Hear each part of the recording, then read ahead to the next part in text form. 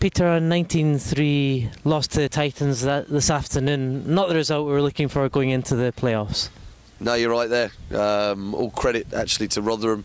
They put out a weakened team, but they were full of spirit, and they had a tremendous second half performance, kept us scoreless and scored 19 points. It wasn't the best first half you'll ever see, 3-0 at half time, but 19 unanswered points in the second half from the Titans.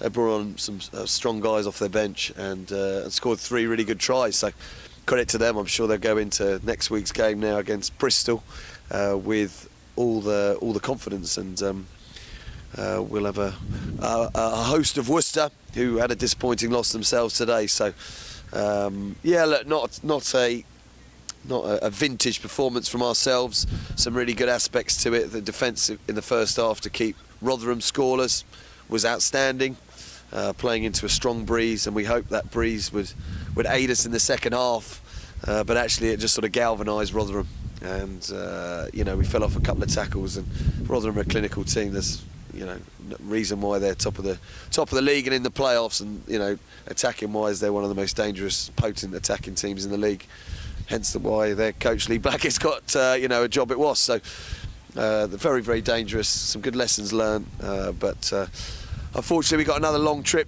south from Yorkshire, 2 in 6 days off the back of a loss. As you said, we had the wind on our backs in the second half, but we couldn't take advantage of it. What do you think went wrong today in the whole? It's hard to put my finger on it straight after the game. I think defensive errors, defensive intensity was outstanding, but when you're playing against a really good attacking team, I think we just made a couple of bad defensive reads and flew out of the line when perhaps we should have stayed in the line.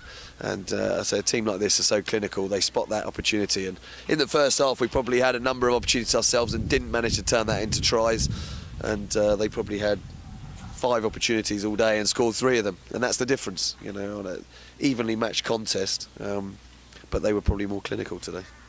Our kicking game wasn't very good this afternoon either, which we had a few chances to get some good attacking line-outs, but I mean, Peter Lydon missed touch over here, and then Dan missed touch over here as well. So just key little things that didn't go our way. Yeah, 2 opportunities for, you know, line-outs close to their line, and we end up, I think, with line-outs back on about the halfway line instead. So yeah, crucial errors from our kickers, and this, you know, that's something that's creeping into our game. Pete had one last week up at Leeds, I remember, and you just can't afford to do that when you're playing against the top teams. Perhaps against, you know, teams, no disrespect, but lower down the leagues, that you might get away with it, but against quality teams like this, you tend to get an even amount of opportunities, and it's who can take those opportunities. And like I mentioned, you know, today it was Rotherham, and they prevail.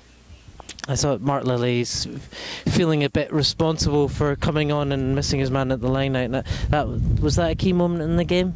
Well, it led to their first try, but, you know, he's a prop playing hooker for us. We've got tough time at hooker at the moment, and you know, the line-out pattern didn't go to plan. Maybe his throw was a little bit off, but then I think, you know, Rotherham have gone 20 phases or so to score the try. So yes, we gave them possession then, but you know, they still had to go through 20 phases and score a try. So yeah, he's blaming himself, but he shouldn't be too hard on himself. You know, playing prop and hooker is not very similar at all, and the skill set is very different, and he's, you know, really stepped up in that respect for us. So no, he wouldn't get the blame. Have the players or the group maybe being a bit guilty of having more than half an eye on the playoffs after the win at Nottingham, which sealed the playoffs 2 weeks ago? Well, that seems to be the case, doesn't it? You know, the last 2 weeks haven't been vintage by any stretch. You know, we've got ourselves in the 3rd in the league for a reason this year, because we've been the 3rd best team in the league, and you know, we've won lots and lots of games. We've won on the road. We won in Yorkshire, in Doncaster back in November. Probably our away form has not been the best. It's been our home form that's really kept us on track. And again today, when we looked at the fixture list and we saw Nottingham at home and Leeds and Rotherham away in the last 3 games, we knew the Nottingham game would be important, because we wouldn't want to go away to Yorkshire and having to get points. Unfortunately, our form previous to that was good enough, because there's 2 tough places to go. But you know, as much as you want to say, of course we know we've got 2 big games in the next coming weeks. So I think from a positive perspective, I don't think we have too many bumps and bruises, and we can hopefully be as strong as we can be next week against Worcester, put out our strongest team, and really go. We'll be underdogs absolutely for those playoffs, but we want to put our best foot forward and do ourselves proud. And I'm pretty sure we can dust ourselves off, and the carrot of playing Worcester is a big carrot. So come Monday, all the focus towards that, and onwards and upwards. I think our best player today was Matt Williams. That he was outstanding in attack and defence. Yeah, for the second game in a row, he was brilliant when he played against Nottingham a couple of weeks ago. Gave him a week off, and he came back and performed again brilliantly, along with James Phillips. Again, put a big shift in terms of effort up front. PJ had another good game in the midfield. There some good performances out there for sure. But today we just came up against a decent Rotherham team. That's the long and the short of it. At the last game for a lot of people here. Their captain is moving on to London Irish. Their coach is moving to Wasps. So there's some emotion around their team as well, and perhaps that was what got them over the line today. Now, you just touched on it there. We're back home next weekend, next Saturday. Worcester Warriors, first leg of the playoffs. Hugely exciting for everyone. Also, there's a fella that Edinburgh are playing a Challenge Cup semi-final on the Friday, which you're over the moon about. Which I'm quite happy about.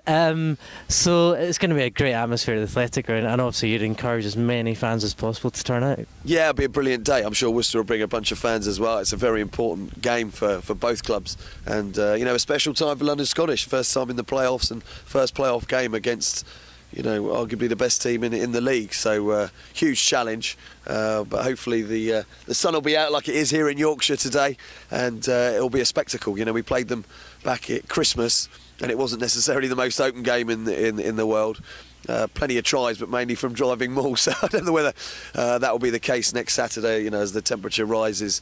Two teams that I like to think that enjoy playing rugby. It'll be a decent spectacle, I expect. Hard lines today. Thanks, Andy.